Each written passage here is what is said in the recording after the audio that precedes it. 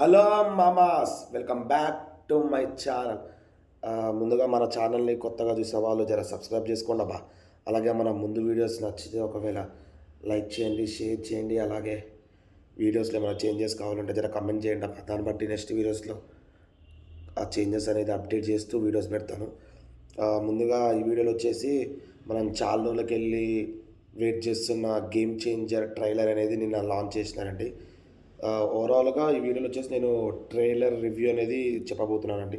Trailer అయితే ఇచ్చి పాడండి, ఎక్సలెంట్ చేసిండు ట్రైలరు. ఎక్స్పెక్టేషన్కి మించే ఉంది ట్రైలరు.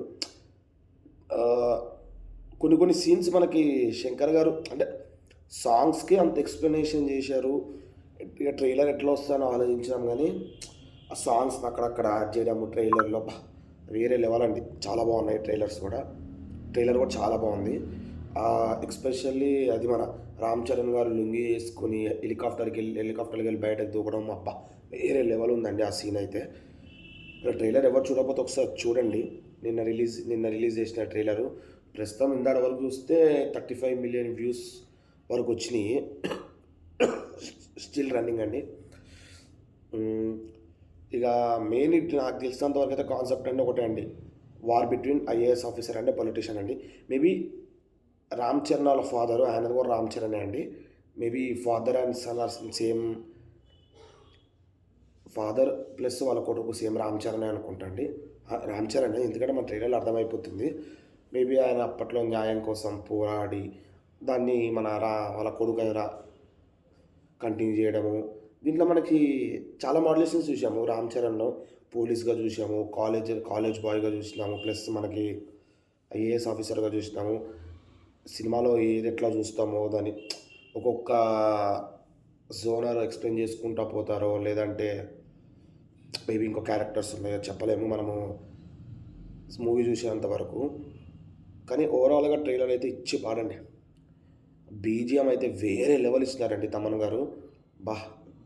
పిచ్చెక్కేసిందండి ట్రైలర్లో బీజిఎం అయితే. సాంగ్స్ మీకు తెలిసిందే, 75 crores పెట్టారంటే సాంగ్స్కి మీరు ఆలోచించండి ఏ రేంజ్లో ఉంటుంది. ఒక సాంగ్ అయితే 600 మెంబర్స్ ఉన్నారంట సైడ్ డ్యాన్స్, ఒక సాంగ్ అయితే 1000 మెంబర్స్ అంట.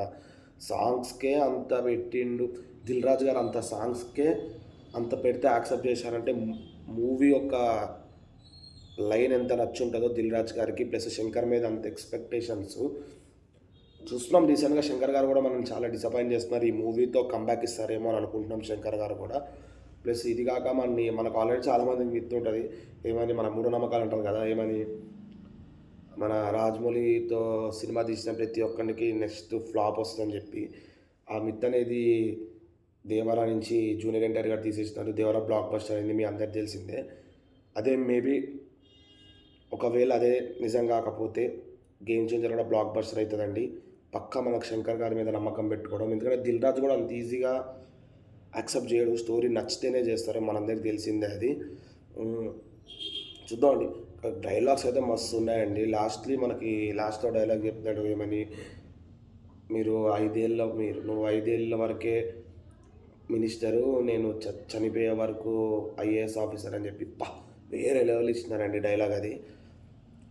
చాలా సినిమాస్లో చూస్తాం మనం ఐఏఎస్ ఆఫీసర్కి పొలిటీషియన్స్ గొడవ అవడం, ఎంఆర్ఓకి పొలిటీషియన్లో గొడవలు అవడము.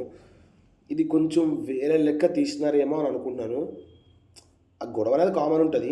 మన ట్రైలర్లో ఏది చూసి చెప్పలేము కదండి. ఆ 2.5 minutes ట్రైలర్లో మనం ఏది జడ్జ్ చేయలేము మూవీ అనేది ఎలా ఉంటుందో. కానీ నేను ట్రైలర్ చెప్తున్నాను, ట్రైలర్ అయితే వేరే లెవెల్ ఉందండి. ఒకసారి ఎవరు చూడకపోతే ఒకసారి ట్రైలర్ పోయి చూడండి. యూట్యూబ్లో మనకు అవైలబుల్గా ఉంది ట్రైలరు. చూద్దాం నెక్స్ట్ మనకి ఏమైనా గేమ్ చేంజర్ మూవీ గురించి అప్డేట్స్ వస్తే నేను మీకు చెప్తానే ఉంటానండి. దట్స్ ఇట్ అండి ఈరోజుకి.